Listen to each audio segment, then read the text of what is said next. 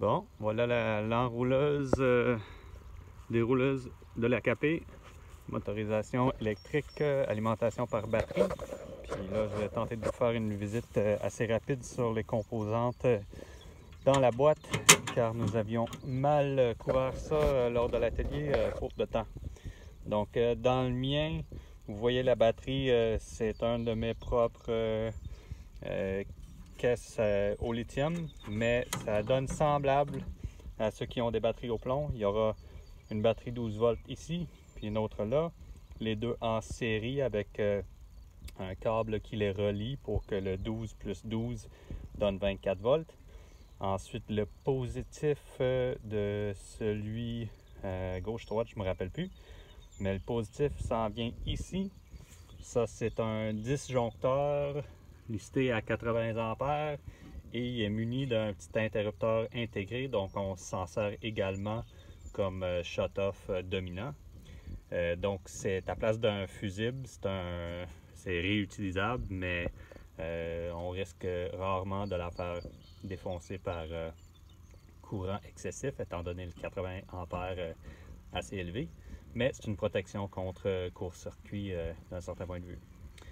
Et lui alimente ensuite avec le gros calibre ici à travers le solénoïde ou contacteur qui est piloté par les autres composantes qu'on passera tout à l'heure. Mais on voit également qu'à partir du solénoïde, il y a un petit fil qui sort de la même borne ici et avec un porte-fusible style automotive, ça en vient ici pour fournir du 24 volts à pin 12 ici. On est 12 là-dedans, 2, 4, 6, 8, 10, 12, ouais. Puis à partir de pin 12, puis également direct dans le contrôle de protection de décharge. Donc si j'allume ici, je devrais avoir 24 volts là et ici. Et je sais pas si ça va apparaître dans la vidéo. Ouais, là pour moi c'est visible. On a le voltage actuel en haut, on a le pourcentage de décharge et on a le clignotant out. Et la présence du clignotant out, ça l'indique que le module de décharge, de protection de décharge, est en train de permettre la décharge de la batterie.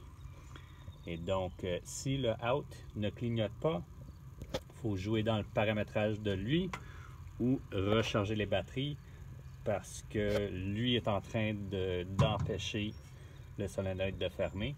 Le solénoïde est donc piloté non seulement par le module de protection, mais ensuite aussi par les divers interrupteurs de protection qui viennent renseigner par cette gaine de fil ici, qui sort de la boîte principale pour aller dans la boîte de contrôle. Et donc, dans la boîte de contrôle, nous avons ajustement de vitesse avec, y compris, un interrupteur on-off à 0. On a un switch à bascule pour l'orientation, direction de rotation. On a l'arrêt d'urgence et on-off dominant qui se remet à on avec un quart de tour. Et on a le voyant qui m'indique que tout est fonctionnel, prêt à travailler si on a les conditions en dedans. Et aussi, on n'a pas ni ouvert lui, ni le câble de sécurité qui se recette comme ça. Fait que là, si je tire sur le câble n'importe où, désolé, n'importe où sur la machine, le câble jaune, la corde jaune devrait déclencher le switch ici. Je le recette à 0. Et là, c'est l'autre branchement. Ça, c'est un connecteur Deutsch waterproof qui permet de donner également, elle rentre dans la boîte de contrôle par le bas et elle est intégrée à la séquence d'opération nécessaire pour que le voyant s'allume. Si le voyant s'allume, ça veut dire que tout est prêt et on peut partir le moteur. On peut également valider que le sélecteur de roue libre est bien enclenché. Là, je check que ça ne vire pas tout seul. Sur le mien, j'ai aménagé une petite patte de retenue pour que quand je le mets en freewheel, je l'enfonce, puis il reste captif derrière pour ne pas pouvoir sortir de mode roue libre. Donc là, être en mode déroulement libre. Et si je veux la remettre en marche, je vais la retirer, la virer comme ça et je vérifie que l'engrenage est bien fait. Donc là, tout est prêt à partir. J'ai le moteur qui est branché sur l'alimentation de la boîte. J'ai ma boîte de contrôle avec le voyant qui m'indique que tout est beau. Là, je devrais être capable de partir le moteur. Je m'assure que lui est à 0 pour ne pas décoller en vitesse. Je choisis une direction et tranquillement, ça se met à tourner. Je peux l'arrêter en tout temps avec soit l'interrupteur à bascule, soit le régulateur de vitesse, soit l'arrêt d'urgence, soit la câble jaune. Pour remettre en service, il faut donc assurer que tous ces éléments ont été remis à position de travail.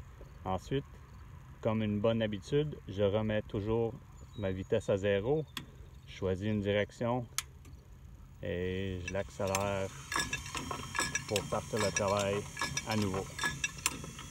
J'essaie de poigner l'habitude de toujours mettre mon interrupteur sélecteur de vitesse à 0 pour éliminer ou réduire le risque que quelqu'un le part à vitesse. Et donc voilà, je vais en faire un autre sur la programmation de la bidule XYCD60 pour parler de comment paramétrer pour vos batteries et possiblement aussi pour le chargeur qui a été inclus. Mais ça, c'est des éléments les moins sorciers. Et donc voilà, je voulais quand même vous communiquer une partie de ces informations depuis maintenant voilà plusieurs mois. Donc désolé pour le retard. Là, je la coupe, je la mets en veille. Merci beaucoup et voilà.